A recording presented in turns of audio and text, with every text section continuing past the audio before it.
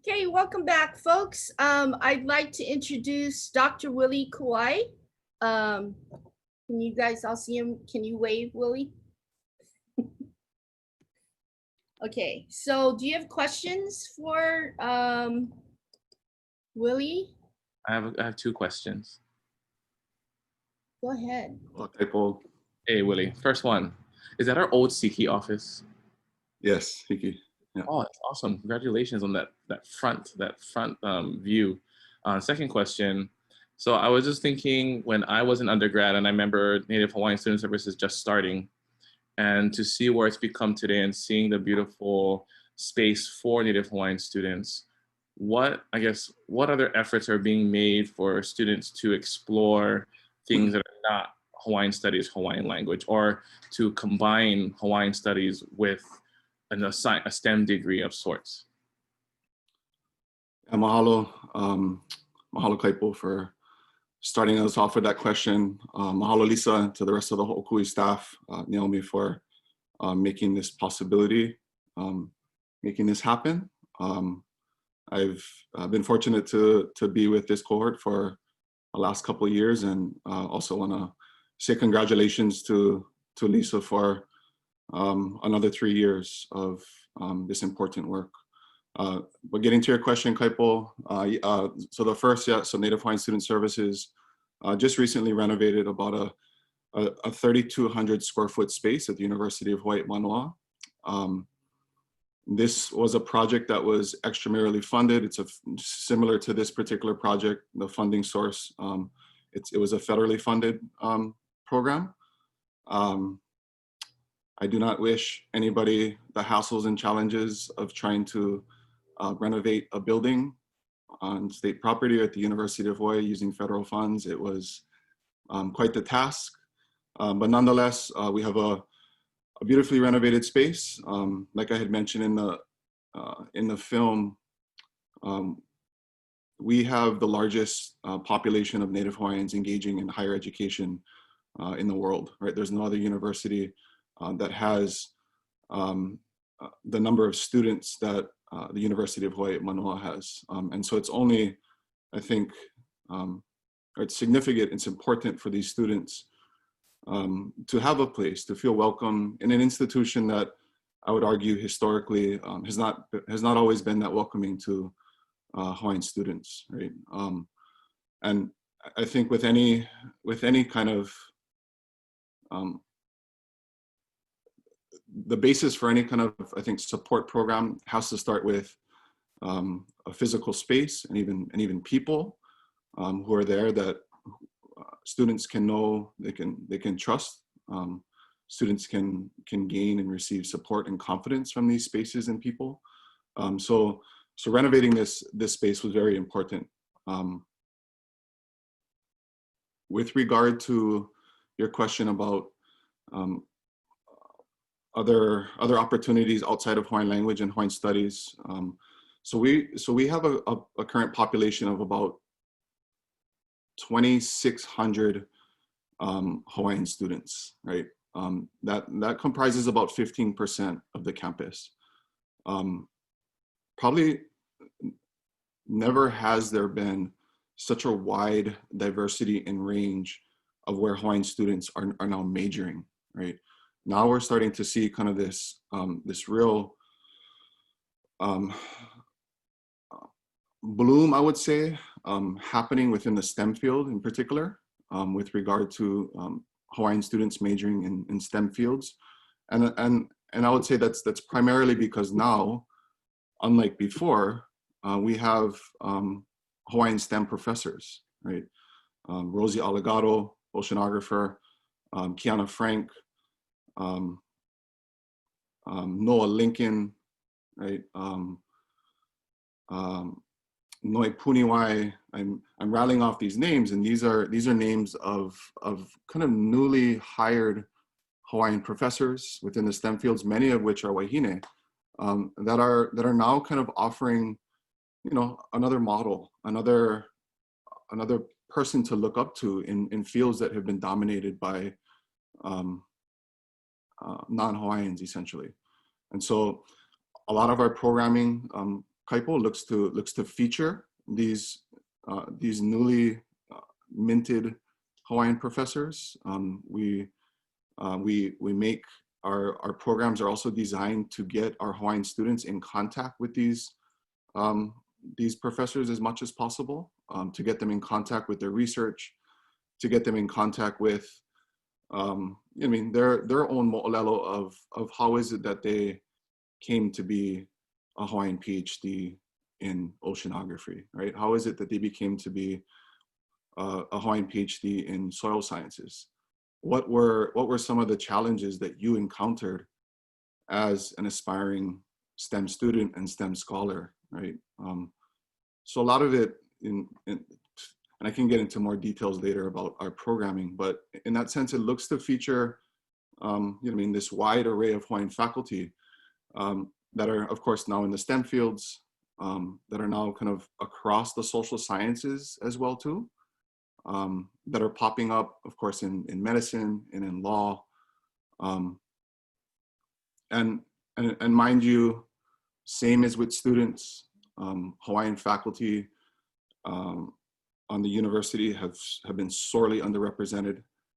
We are in 2020 right now, and the current Hawaiian faculty kind of profile at the university is only somewhere between 6 and 8%, maybe 5 and 8% of the entire university. So when you take that into consideration, right? Yes, Hawaiians have struggled to be at the university. That's represented in our student profile, that's represented in our faculty profile. But with that said, even with that 5 to 8% Hawaiian faculty, that still leaves you with about 100 Hawaiian professors at the University of Hawaii Manoa. That still allows us to claim that UH Manoa has the largest Hawaiian faculty body engaging in higher education in the world, right? And so, despite what seems like a historical issue that's still with us today, we try to maximize, outreach and partnering with these many Hawaiian faculty across our campus. Mahalo.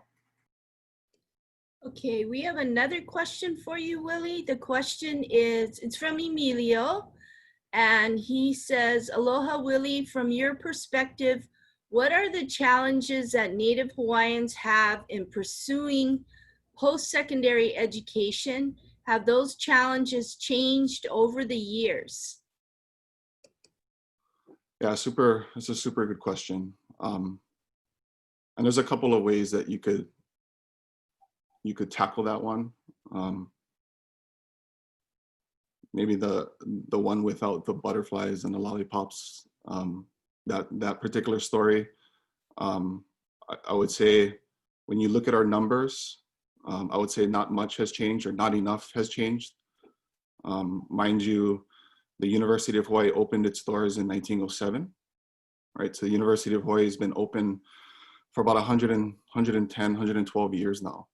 And if you just look at the numbers of our students and staff and administrators, right? Like I had mentioned, 15% students, 5 to 8% professors, and around 1% administrators. That would inform you that there's big structural problems that have yet to be addressed, right? And as Dino Sorio pointed out, we're talking about a population that came from a country that mandated literacy. We're talking about a population that before Hawaii was annexed, before Hawaii was illegally annexed, it boasted some of the most highest literacy rates in the world, right? We're talking about a population that also came from a country in which higher education was a significant part of society. People need to remember that the University of Hawaii is not the first college or higher education institution in Hawaii. Quick trivia question: what institution holds that status? Who is the first college in Hawaii? First considered higher education college in Hawaii? Anybody? I think it's Lahaina Luna.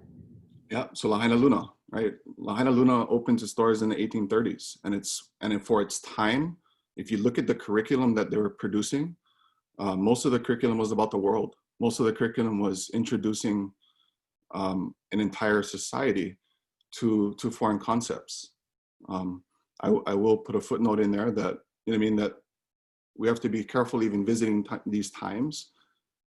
Scholars in Lahaina Luna weren't just mimicking or trying to replicate what was happening in the West, but they were innovating, right? They were creating curriculum that was, you know what I mean, not just reflective of the world, but reflective of their identities as Hawaiians as well too. You know what I mean? There's also Iolani, right? Almost the whole entire ILH, Interscholastic League of Honolulu, which is the private school system here in Oahu. All of those institutions are actually higher education institutions in the 19th century, right? Iolani, for example, was a school in which was filled with primarily Hawaiians and Chinese, right? And so when we move into, you know what I mean, kind of the creation of the University of Hawaii in 1907, the political context is completely changed, right? Hawaiians have have lost any form of government, right? It's been replaced by the territorial government. Essentially, Hawaiians go from being one of the most literate people in the world to one of the most incarcerated during the university's existence, right? And so when we talk about the challenges that our students come to the University of Hawaii with, right, we're talking about multi-generational structural issues that have prevented Hawaiians in particular from pursuing higher education, right? We're talking about a particular population that is arguably, I mean, falls to the bottom of every single social economic indicator today. We fill up the prisons, we're the most sick, right?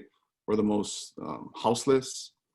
And so when you compile all of that together, that becomes compounding. And the thought of carrying all of that history with you into your first year of college at an institution that, again, has struggled to show its value for the Hawaiian community, that becomes very, very troubling. That becomes very problematic. And so, yeah, so that's kind of that's the very gloomy side of that particular story. But when we talk about change on our campus, I can see it and feel it happening a lot more than I once did when I was an undergraduate at UH Manoa, right? When I was going to UH Manoa, beginning in the early 2000s, there wasn't a place like Native Hawaiian Student Services. There are other places like Operation Kua'ana, Napua no Eao, but in many respects, they were siloed as well too. When I was first attending the University of Hawaii at Manoa, the janosaurials on the campus were sparse, right? There was very little Hawaiian faculty representation. And one of the reasons why you see kind of this migration of Hawaiians to Hawaiian studies and Hawaiian language during that time is because for Hawaiian students, that's one of the only places in which you could go and take a class from somebody who talks a little bit like you, who looks a little bit like you, and who can share a similar story like you, right? And sooner or later, that Hawaiian faculty body started to evolve out of Hawaiian studies and Hawaiian language and into political science, right? And into the social sciences. And now, like I had mentioned, into the STEM fields. That to me has been one of the greatest positives that we see currently within the UH Manoa climate, right? Is now there's and I like to say that. I like to say that there is 100 Hawaiian professors at the University of Hawaii at Manoa today. That to me is a great stride, but when you put that in context, like the rest of the other issues, a historical context, we still have big structural problems in our hands. Okay, here's another question. How do you think the experience of increasing academics in Hawaii of Hawaiian heritage compares to efforts in the mainland to elevate POC academics in communities that are majority POC? I'm sure my cousin, Kelly Ikukahiko, who will be giving your presentation today will be able to touch on that a lot more than I can. But I would say that we're relatively, I think, far behind when in comparison to other peoples of color. If you just compare us, for example, if you compare Hawaiian higher education to that of Maori higher education, right? In New Zealand, our cousins to the south have made much more greater strides, I would argue, than we have. There are a number of, this kind of wide breadth of institutions throughout New Zealand that are filled with also wide breadth of Maori faculty as well too. So just in comparison to our cousins down south, I would say we are lacking behind in that sense. But similar to Hawaiians and Hawaii, right? The Maoris still are having to deal with structural problems, right? Barriers. Just this past weekend, right? We learned that Dr. Linda Tuhiwai-Smith, the author, one of the most published authors in Indigenous studies, didn't get her contract renewed, right? And so, although there have been these great leaps and bounds, I would argue that Hawaii has fared poorly, and that compared to other, not just the Polynesian, not just the Maori and Aotearoa, but even if we look at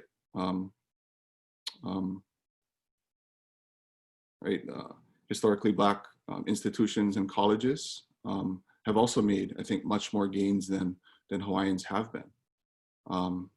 And part of this, right, and the reason why we tell the story that we do is the reason that we say that, right, that higher education isn't new to Hawaiians. It points us to a time and place in the 19th century where these kinds of barriers, these structural barriers, didn't exist, right? And we could see when these barriers are eliminated, what happens, right, to Hawaiians in higher education? What happens to Hawaiians in education in general? What happens if there's a government in place that is supporting Hawaiians going to college or higher education? Well, you start to see some pretty great strides. You start to see the implementation of institutions, right? I had mentioned in that presentation, Kalakawa's study abroad program, right? That study abroad program didn't come out of the Department of Education, which, by the way, was started in the 1840s under Kauai. That study abroad program that Kauai put together comes out of the Foreign Affairs Office, right? So it showed you just how in tune that particular government was with education, right? And so when it comes down to it, right, we're talking about leadership. When we really get to what we're talking about,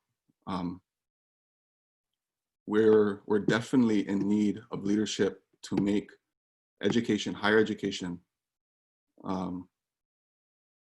significant factor in society.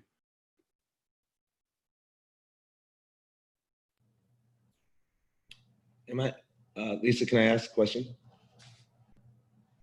Of course. Okay. So before I ask my question, just I think an example for on what my cousin Willy just said about New Zealand. Like, we have an Office of Hawaiian Education that has to embed Hawaiian education into our system.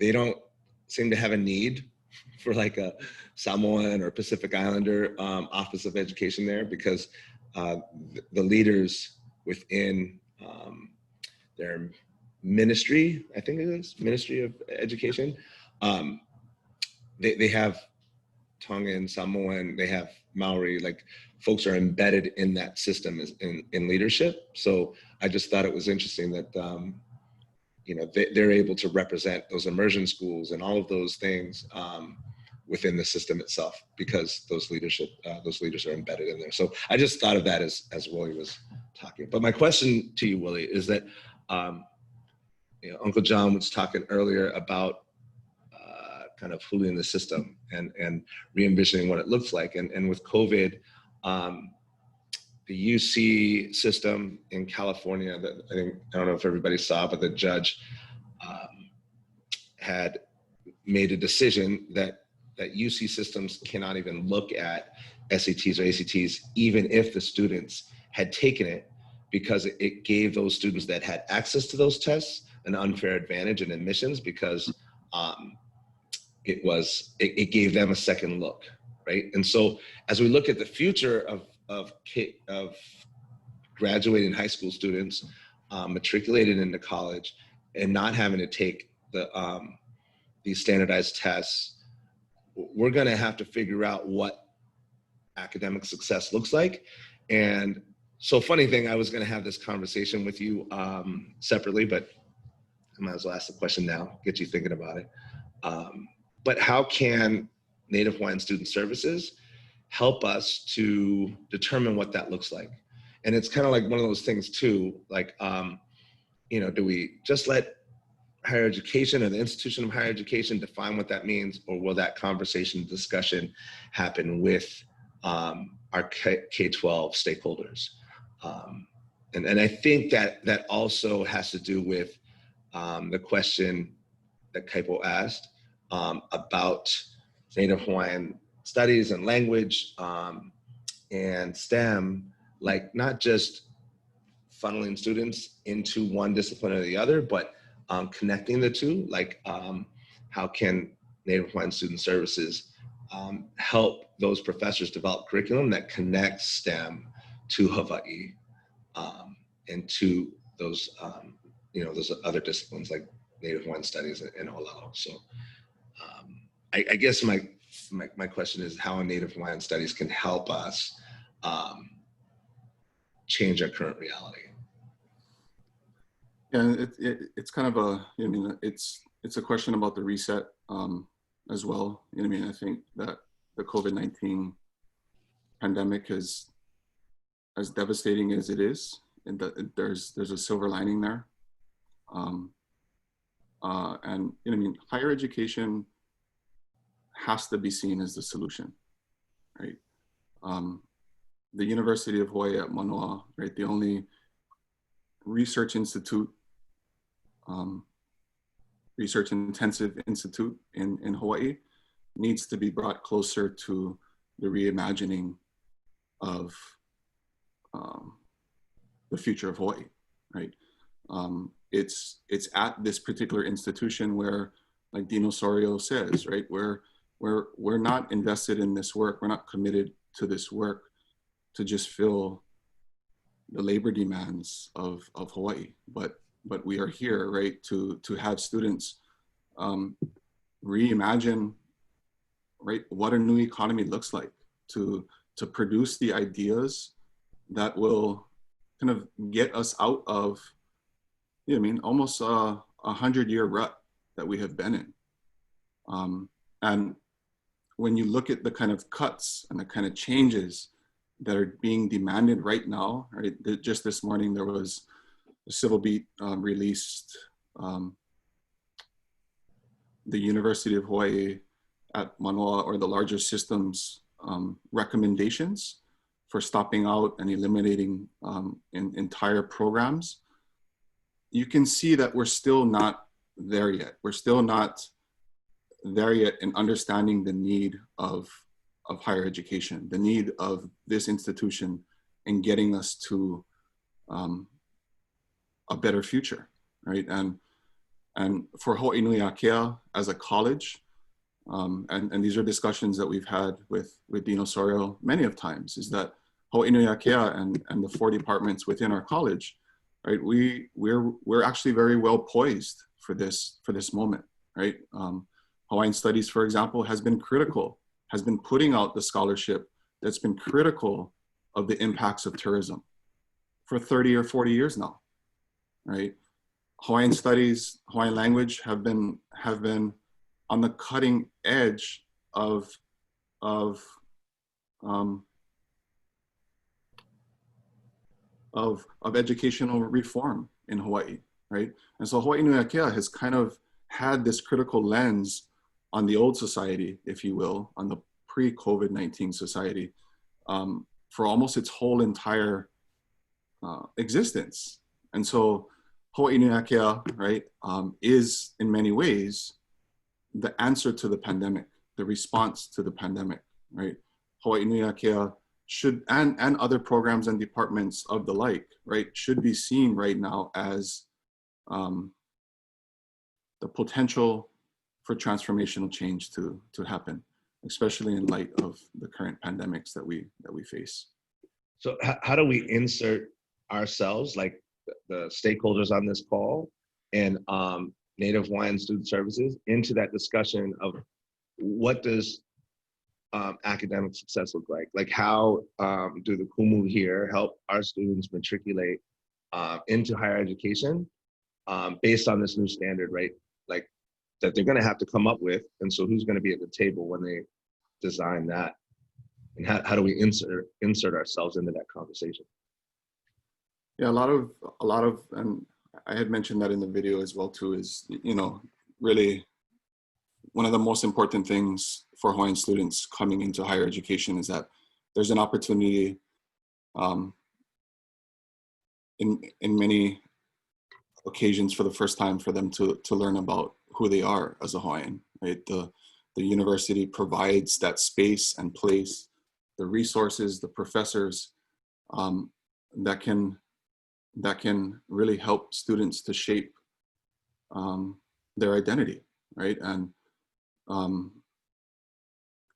it's not necessarily the case now, but when I was attending public school, I was a public school student from 1985 until I graduated in 1998.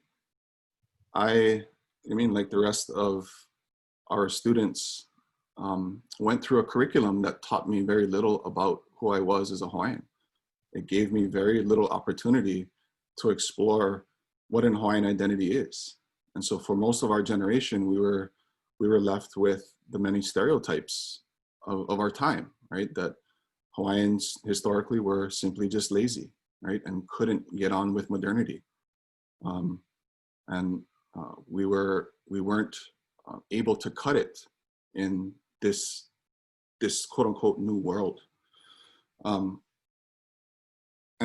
still the curriculum and the benchmarks are very much the same, right? You get 3 full semesters of Hawaiian history in a 12-year span. 1 in 4th grade, one in 7th grade, and 1 in 9th grade. And it's usually taught by somebody who is not qualified to teach you about that history, right? And so I think, I mean, trying to get to that place where providing a space and a place in which Hawaiians can learn about themselves a little more, and then can connect and understand that there is a larger lahui out there that they may have not been able to connect with as well too. When you start to kind of play with those ingredients, I mean, what you come out with is success, I think, or at least it's a recipe for success. Most of, even further than that, most of my public school teachers weren't Hawaiian either, right? I didn't have an opportunity to see what a Hawaiian professional teacher looks like, right? And I only get that really when I go to the university. Of course, these days, Hawaiian students aren't just subjected to our public institutions, but now with the rise of the Kaiapuni schools, with the rise of Punana the rise of charter schools into the educational systems, you know, now we're starting to see, I mean, I mentioned somebody earlier, but like people like Kiana Frank, who have been exposed to a culture-based curriculum in their upbringing. I want to say Kiana Frank is about 5 or 6, 7 years younger than me. But there's people like her who are now coming into the university system who have gone through immersion, right? Who have gone through the Kaiapuni programs, who are charter school graduates, right? Who are now really at the cutting edge of pushing the academy into a whole nother place, right? The kind of work that people like Kiana Frank are doing within the STEM fields in our higher education system is revolutionary for the Western Academy, but something that's very Hawaiian as well too, right? Something that's coming from a traditional place of knowledge.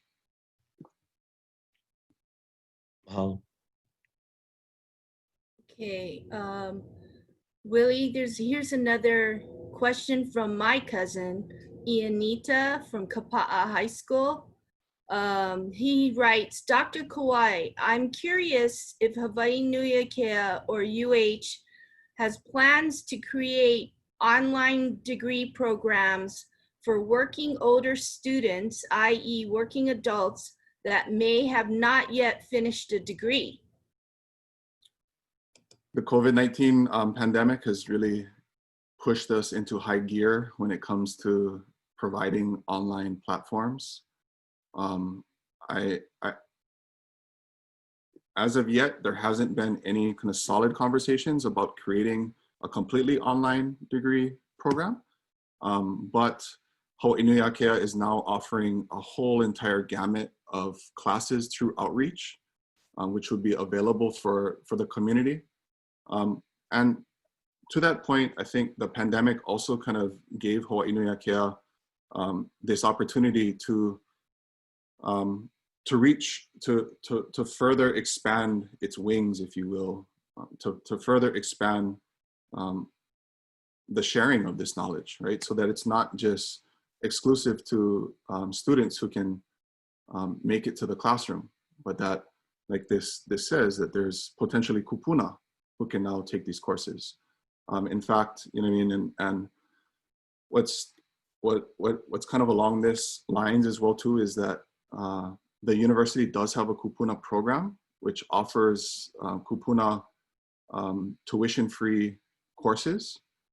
And so now with almost 95% of Hawaii Nui Akea's classes going online, kupuna now have an opportunity to basically jump in on Zoom and jump in that 101, 102, 201 course that they may have wanted to take.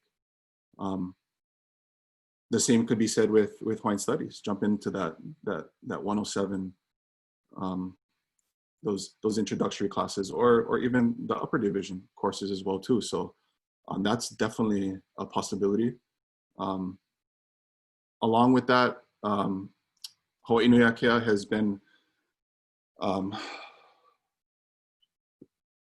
has worked really hard to get up its online platforms.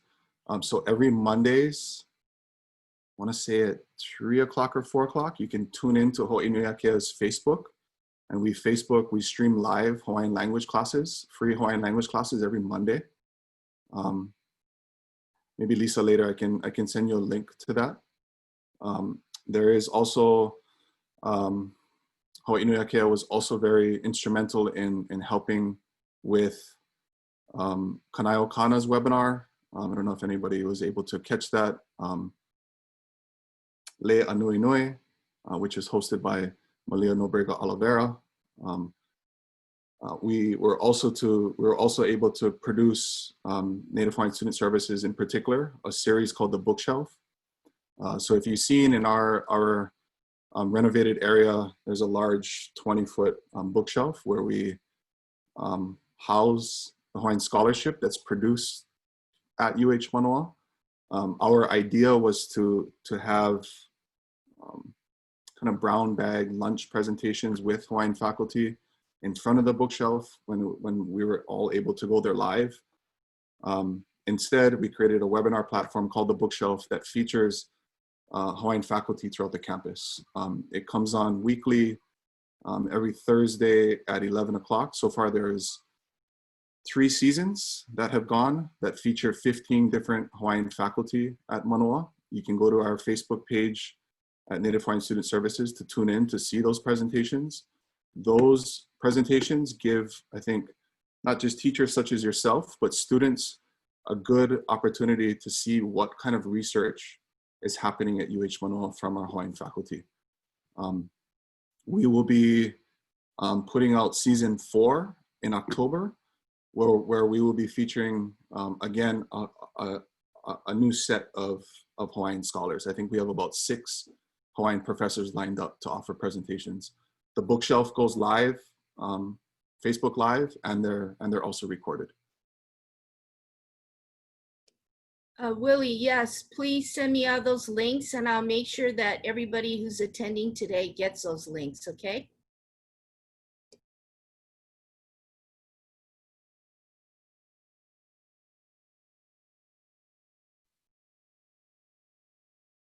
Anybody else with other questions? The awkwardness of silence happens in the classroom, and it happens on Zoom too. So that's one of the greatest challenges that I face as a teacher, was how to be comfortable with the awkward silence. But anybody have questions? Other questions?